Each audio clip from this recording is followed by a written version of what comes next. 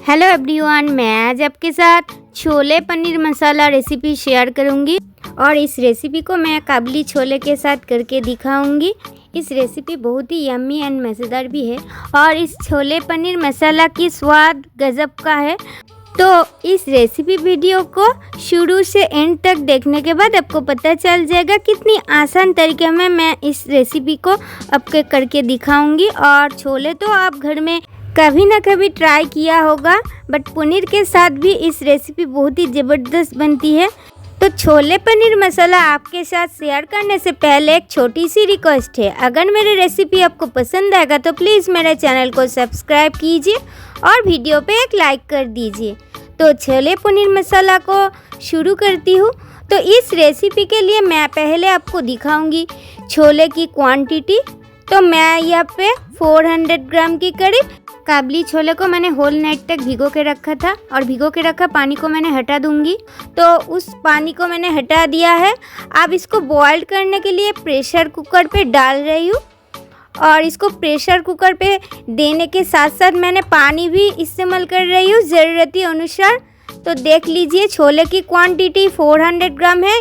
यहाँ पे मैंने 1.5 लीटर के करीब पानी ऐड किया है। ज़्यादा तक पानी लगता है बॉईल करने के लिए। यहाँ पे मैंने 1/4 टेबलस्पून बेकिंग सोडा भी इस्तेमाल किया है और इसको मैंने पानी के साथ अच्छी तरह से मिला भी दिया है। और प्रेशर कुकर की ढक्कन को अब बंद कर रही हूँ और बेकिंग सोडा इस्तेमाल करने की वजह से छोले अच्छी तरह से बॉइल्ड होगा और बहुत ही नरम भी होगा। तो मैंने अब गैस ओवन को ऑन कर रही हूँ छोले को बॉईल करने के लिए। गैस ओवन ऑन करने के बाद उस प्रेशर कुकर को गैस ओवन पर चढ़ाएंगे। छोले को अच्छी तरह से बॉईल करने के लिए मैंने प्रेशर कुकर पे 15 to 16 हुइसेल आने तक वेट करूँगी। इस जगह पे मैं आपके साथ बात शेयर करूँगी, छोले कुछ टाइम का पुराना होगा तो ज़्यादा हुइसेल देने की ज़रूरत पड़ती है और छोले नया होगा तो ज़्यादा हुइसेल की ज़रूरत भी नहीं पड़ती है। 8-10 हुइसेल में इस छोले बॉइल्ड हो जाती है अच्छी तरह से। तो मैंने 15 हुइसेल्स को देने के बाद गैस ओवन को बंद करके उस प्रेशर कुकर को दूसरी गैस ओवन पर दिया है। और अब मैंने फिर गैस ओवन को ऑन कर रही हूँ। ऑन करके एक कढ़ाई भी चढ़ा दिया है और कढ़ाई में मैंने आप ज़रूरती अनुसार वाइट ऑयल इस्तेमाल कर रही हूँ। और इस जगह पे आप चाहे तो मस्टर्ड ऑयल के साथ भी इस रेसिपी को कर सकते हैं। ऑयल अच्छी तरह से गर्म होने के बाद तड़का के लिए 1 टेबलस्पून की करीब जीरा, 2 सूखी लाल मिर्च, 2 हरी इलायची और 300 ग्राम की करीब ऑनियन को पतला पतला स्लाइसेस करके कट कर रखा था, उसको मैंने ऐड किया है। इस जगह पे मैं आपके साथ शेयर कर रही हूँ ऑयल की क्वांटिटी 40 to 50 ml की करीब मैंने ऑयल को इस्तेमाल किया है। गैस की फ्लेम को हाई पे रखकर मैंने उलटते पलटते ऑनियन को अच्छी तरह से भून लेंगे। ऑनियन को 2 से 3 मिनट तक गैस की फ्लेम को हाई पे रखकर अच्छी तरह से भून लेने के बाद मैंने इसमें कुछ चीज़ों को ऐड करूँगी। तो देख लीजिए क्या क्या चीज़ों को मैंने अब इस्तेमाल कर रही हूँ। तो मैंने यहाँ पे पहले नमक को डाल रही हूँ 2 टेबलस्पून के करीब। और नमक डालने की वजह से ऑनियन जल्दी ही भून जाते हैं और नरम भी हो जाते हैं, इसीलिए पहले मैंने नमक को इस्तेमाल किया है। और नमक को ऑनियन के साथ अच्छी तरह से मिक्स भी किया है। 2 से 3 मिनट तक नमक को अच्छी तरह से ऑनियन के साथ मिक्स करने के बाद कूट करके रखा अदरक लहसुन को इस्तेमाल कर रही हूँ। तो इस जगह पे मैंने 12 से 15 लहसुन की कलियाँ और 3 से 4 इंच अदरक को कूट करके इस्तेमाल कर रही हूँ।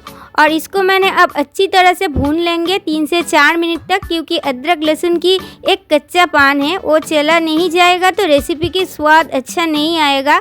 3 से 4 मिनट तक अदरक लहसुन को अच्छी तरह से भून लेने के बाद हल्दी पाउडर 1.5 टेबलस्पून की करीब, spicy red chilli powder 1.5 tablespoon की करीब, 2 टेबलस्पून की करीब Kashmiri red chilli powder, 1 tablespoon की करीब जीरा पाउडर, धनिया पाउडर 2 टेबलस्पून की करीब इस्तेमाल किया है।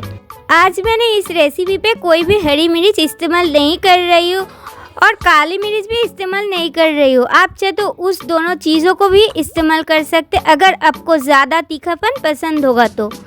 सब चीज़ों को मैंने मीडियम टू हाई फ्लेम पर 3 से 4 मिनट तक अच्छी तरह से भून लिया है। फिर मैंने इसमें एक बड़े साइज़ की टोमेटो को ग्रेट करके रखा था, उसको मैंने ऐड कर रही हूँ। तो सब चीज़ों को मैंने अच्छी तरह से मिक्स कर रही हूँ। देख लीजिए, गैस की फ्लेम को अब मैंने मीडियम टू हाई पे रख दूँगी। तो सब कुछ थोड़ा टाइम मिक्स करने के बाद इसमें थोड़ी सी पानी मैंने ऐड कर रही हूँ, और पानी ऐड करने की वजह से क्या होगा, सब मसाला और भी ज़्यादा अच्छी तरह से भून भी जाएगा और मसाला से ऑयल भी छोड़ देंगे, इसीलिए मैंने उस पानी को ऐड किया है। तो देख लीजिए, मैंने अब गैस की फ्लेम को लो पे रखकर दूसरी एक काम को कर रही हूँ, क्योंकि प्रेशर कुकर को खोलना तो ज़रूरी है। मैं तो अब चेक करूँगी उस छोले अच्छी तरह से बॉइल्ड हुआ क्या और नहीं हुआ क्या। तो देख लीजिए, मैंने एक स्टील की लैडर लेके इसको चेक कर रही हूँ। तो छोले तो अच्छी तरह से बॉइल्ड हो चुकी। तो बॉइल्ड हुआ छोले को मैंने कढ़ाई में एक एक करके डाल रही हूँ। तो बॉइल्ड हुआ छोले को एक एक करके डालने के बाद भी और बहुत सारा काम भी है, उसको भी करना होगा, क्योंकि इस रेसिपी तो अब ख़त्म नहीं हुई। तो आपको वीडियो आगे बढ़ने से पता चल जाएगा।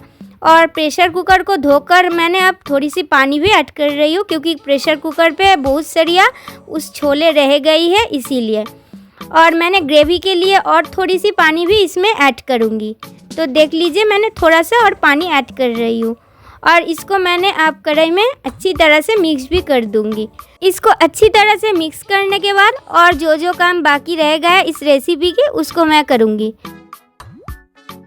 तो दूसरी गैस ओवन को ऑन करके एक छोटी सी कढ़ाई भी चढ़ा दिया है। कढ़ाई में मैंने थोड़ी सी ऑयल डाल रही हूँ। ऑयल की क्वांटिटी है 2 to 3 टेबलस्पून के करीब, ज़्यादा तक नहीं। ऑयल अच्छी तरह से गर्म होने के बाद मैंने इसमें पनीर को फ्राई करूँगी, क्योंकि इस रेसिपी की नेम है छोले पनीर मसाला। तो इस जगह पे मैंने 100 ग्राम के करीब पनीर लिया है। पनीर को मैंने छोटी छोटी क्यूब करके कट कर रखा था, उसको मैंने ऐड किया है, और उलटते पलटते उसको मैंने अच्छी तरह से फ्राई कर रही हूँ। गैस की फ्लेम को लो टू मीडियम पे रखकर 4 से 5 मिनट तक उलटते पलटते सब पनीर को अच्छी तरह से फ्राई किया है। आप चाहे तो इस जगह पे पनीर की क्वांटिटी थोड़ी सी ज़्यादा भी इस्तेमाल कर सकते हैं। पनीर को फ्राई करने के बाद छोले मसाला पे मैंने 1 टेबलस्पून के करीब चना मसाला इस्तेमाल किया है। उसके साथ साथ 1 टेबलस्पून के करीब गरम मसाला भी इस्तेमाल किया है। सब कुछ मैंने अच्छी तरह से अब मिक्स भी कर रही हूँ, देख लीजिए। और छोले की ग्रेवी पे अच्छी तरह से उबाल भी आ गया है। तो मैंने अब उस फ्राई करके रखा पनीर को भी ऐड कर रही हूँ। तो इस जगह पे मैंने अब आपके साथ एक बात शेयर करूँगी। प्रेशर कुकर से उस बॉयल्ड हुआ छोले को कढ़ाई में डालने के बाद मैंने 10 से 15 मिनट तक हाई फ्लेम पर कुक किया। फिर मैंने एक एक करके सब मसाला और फ्राई करके रखा पनीर को ऐड किया है। तो अब मैंने एक तड़का लगाऊंगी। फिर मैंने दूसरी गैस ओवन को ऑन करके छोटी सी कढ़ाई पर 2 टेबलस्पून के करीब घी ऐड किया है, और घी को हाई फ्लेम पर गर्म करने के बाद 1 टेबलस्पून के करीब कसूरी मेथी, 1 टेबलस्पून के करीब कश्मीरी रेड चिली पाउडर भी इस्तेमाल किया है। और इसको मैंने अच्छी तरह से मीडियम टू हाई फ्लेम पर 1 मिनट तक भून लेंगे। तो देख लीजिए, मैंने सब मसाला को अच्छी तरह से भून लिया है। आप चाहे तो इसमें थोड़ी सी लहसुन भी कूट करके ऐड कर सकते हैं, मैंने लहसुन को इसमें ऐड नहीं किया है। तो अब मैंने इस तड़का में उस छोले पनीर मसाला की ग्रेवी को 2 ladle के करीब ऐड किया है, और तड़का के साथ उस ग्रेवी को अच्छी तरह से मिक्स भी कर रही हूँ। और इस ग्रेवी को मैंने उस छोले पनीर मसाला की ग्रेवी पे डाल रही हूँ, और इसको मैंने अच्छी तरह से मिक्स भी कर दूँगी। तो इसको मिक्स करने के बाद हमारा इस छोले पनीर मसाला की रेसिपी पूरी तरह रेडी हो जाएगा। तो 1 मिनट तक फिर मैंने इसको कुक करूँगी, ज़्यादा तक नहीं। और फिर मैंने गैस फ्लेम को बंद करके इस छोले पनीर मसाला को सर्व कर रही हूँ। इस यम्मी छोले पनीर मसाला इसी प्रोसेस पे घर में अभी तक ट्राई नहीं किया है तो प्लीज़ एक बार ट्राई कीजिएगा। मैं प्रॉमिस करती हूँ बच्चों से बड़े सबको इस रेसिपी को बहुत ही पसंद आएगा। और बच्चों के लिए तीखापन आप चाहे तो इसे कम भी डाल सकते हैं, ये आपकी मर्ज़ी है। और इसी प्रोसेस पे छोले पनीर मसाला रेसिपी रोटी, पूरी, नान, कुलचा, पराठा, लच्छा पराठा सब कुछ के साथ बहुत ही अच्छा लगता है। मैं तो आज सिंपल सी रोटी के साथ इसको ट्राई करूँगी। तो आज की इस छोले पनीर मसाला रेसिपी को आपको कैसी लगा प्लीज़ कमेंट करके बताइए। और आज की वीडियो मैं यहाँ पे एंड कर रही हूँ। नेक्स्ट डे पे कोई न्यू रेसिपी लेके आपके साथ मिलूँगी। तब तक के लिए बाय बाय, टेक केयर।